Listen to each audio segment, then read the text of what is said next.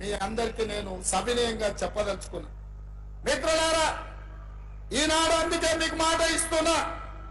మా మిత్రులు వరంగల్ జిల్లా గురించి, వరంగల్ ప్రాంతం గురించి ఎస్ఆర్ఎస్పీ స్టేజ్ 2తో పాటు స్టేజ్ 3 దేవాదుల ఈ ప్రాంతంలో పెద్దలు కడియం శ్రీహరి గారి అనుభవాన్ని ఉపయోగించుకొని ప్రతి నియోజకవర్గంలో ప్రతి ఎకరాకు సాగునీటి నీళ్లను అందించే బాధ్యత తప్పకుండా ఈ వరంగల్ ఉమ్మడి జిల్లాకు ఇచ్చే బాధ్యత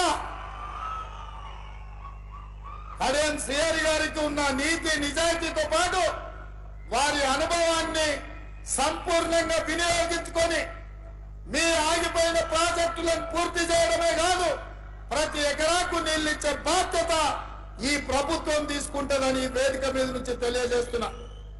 ఇదే కాదు, ఎర్రబల్లి లాంటి చీడ పురుగులను ఓడించి ఐటీలో రాణించిన యశస్విని, అదే విధంగా ఝాన్సీ గారు, వీళ్ళందరూ అమెరికాలో ఐటీ రంగంలో రాణించి ఈ ప్రాంత ప్రజలకు అండగా నిలబడాలని ఈ రోజు మీ ప్రాంతంలో ప్రజల మధ్యలో వాళ్ళు ఉన్నారు. అందుకే మిత్రులారా, సాగునీటి ప్రాజెక్టులే కాదు, ఐటీ ప్రాజెక్టులు, అదే విధంగా ఇండస్ట్రియల్ కారిడార్ హైదరాబాద్ నుంచి వరంగల్, వరంగల్ నుంచి రామగుండం వరకు ఈ ప్రాంతంలో నేషనల్ హైవేస్ ఏవైతే ఉన్నాయో ఈ నేషనల్ హైవే ప్రాంతంలో ఇండస్ట్రియల్ కారిడార్ తీసుకొచ్చి పరిశ్రమలు నెలకొల్పి నిరుద్యోగ యువకులకు ఉపాధి ఉద్యోగ అవకాశాలు కల్పించే బాధ్యత మన ప్రభుత్వం తీసుకుంటుంది.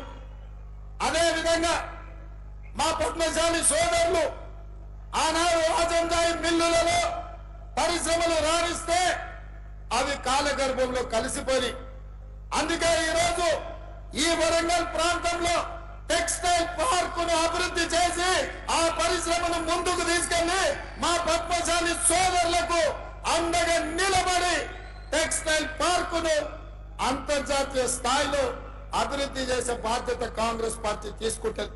ఇదే కాదు మిత్రులారా, మిత్రుడు రాజేందర్ ఒక మాట చెప్పిండు, అన్నా మీ మాట మీద మేము గెలిచినాం, ఇవాళ ఈ వరంగల్ మొత్తం ఒక్క చిన్న సముద్రం లాగా మారిపోతుంది వానలు వస్తే. నయం కాల్వ గురించి కాదు నేను చెప్పేది, ఈ వరంగల్ పట్టణానికి 100% అండర్ గ్రౌండ్ డ్రైనేజ్ ఏర్పించే బాధ్యత.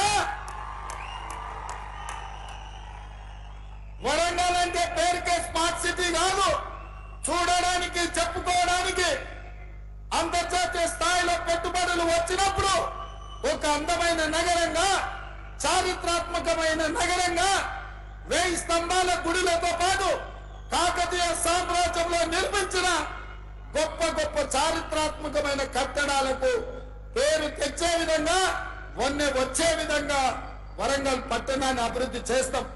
ఇదే కాదు, మీడియా మిత్రులారా నా మాటగా రాసుకోండి, ఈ వరంగల్ పట్టణానికి హైదరాబాద్ నగరంలో ఉన్నట్టు ఔటర్ రింగ్ రోడ్డుతో పాటు అంతర్జాతీయ ఎయిర్పోర్ట్ ఎట్లయితే ఉందో మీకు కూడా వరంగల్ ఔటర్ రింగ్ రోడ్డుతో పాటు మీకు ఎయిర్పోర్టును నిర్మించి సరాసరి విమానం వరంగల్ దించే బాధ్యత మా ప్రభుత్వం తీసుకుంటది. వరంగల్ పట్టణానికి మహర్దశ కల్పించే బాధ్యత నేను తీసుకుంటా అని చెప్పి మా మిత్రులకు నేను తెలియజేస్తున్నా. మిత్రులారా, సాధించిన తెలంగాణ రాష్ట్రంలో 10 సంవత్సరాలల్లో అద్భుతాలు చేసి ఉండొచ్చు, వరంగల్ నగరాన్ని మహానగరంగా మార్చుండొచ్చు. కానీ ఒక చెత్త, ఒక మురికి కూపంగా మీ వరంగల్ కు పట్టిన పెద్ద సమస్య మీ చెత్త. చెత్త ఎత్తే దిక్కులేని ప్రభుత్వం గత 10 సంవత్సరాలు ఉండే. అందుకే వరంగల్ పట్టణాన్ని పట్టి పీడిస్తున్న ఈ చెత్త సమస్యకు తొందరలోనే శాశ్వతమైన పరిష్కారాన్ని చూపించి